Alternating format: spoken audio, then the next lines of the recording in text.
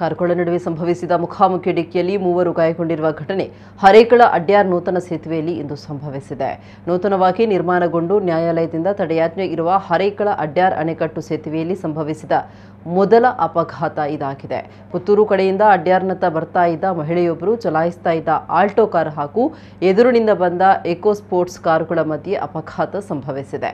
ಕಾರಿನಲ್ಲಿದ್ದ ಮಹಿಳೆ ಸಹ ಪ್ರಯಾಣಿಕೆ ಹಾಗೂ ಇನ್ನೊಂದು ಕಾರಿನಲ್ಲಿದ್ದ ಚಾಲಕ ಗಾಯಗೊಂಡಿದ್ದಾರೆ ಅಂತ ತಿಳಿದು ಬಂದಿದೆ. ಸಂಚಾರಿ ಠಾಣಾ ಪೊಲೀಸರು ಸ್ಥಳಕ್ಕಾಗಮಿಸಿ ಪ್ರಕರಣ ದಾಖಲಿಸಿಕೊಂಡಿದ್ದಾರೆ.